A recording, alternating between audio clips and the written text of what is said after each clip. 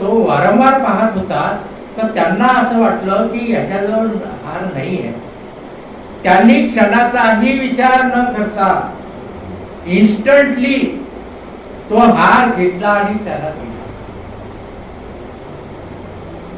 त्यांनी हा विचार केला नाही की मी काय ठरवून आलो, कशा रीतीने हार बनवला गेला, महिनाभर चक्रा मारल्या, हिफाजत करून आणलं आणि हा हार मी याला कसा देऊ.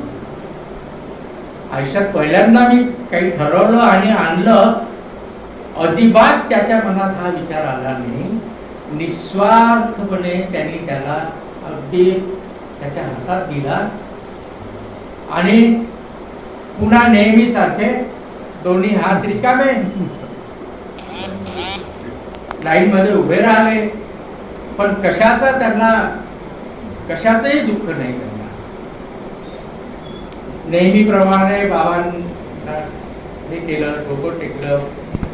बाबांनी त्यांना आशीर्वाद दिला, आलिंगन दिलं. बाजूला ते जाऊन उभे राहिले. पाठीमागून हा आला तो आरती. हा फार उत्साही, एवढा चांगला हार मला यांनी दिला, आता हा हार मी बाबांना दिला. आता व्हायचं का की अनेक लोक हार द्यायचे आणि त्या हाराने बाबा एवढं वजन व्हायचं तर सहसा एरडजी बाबाच्या शेजारी राहायचे, तर ते हार ते काढून घ्यायचे. ते वजन पेलवत नसत ना, तर ते काढून घ्यायचे.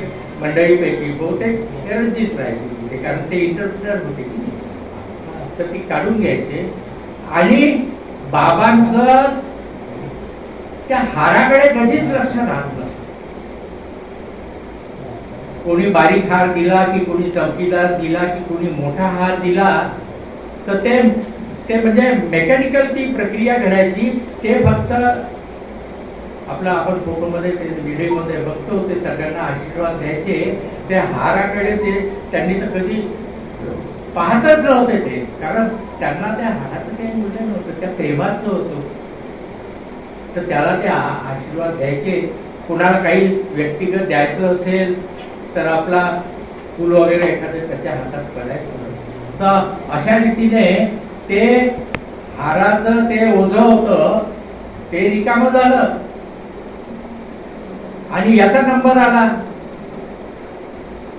यांनी तो हार घातला. तो हार घातल्याबरोबर बाबांनी तो हातात घेतला आणि त्याचं एवढं चुंबन घेतलं, त्या हाराचं चुंबन घेतलं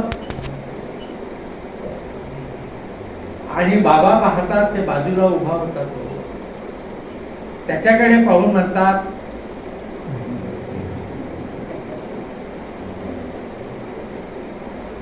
म्हणजे बाबांना मिळालं. ते बाबांना कळलं की हा हार कुठून आला.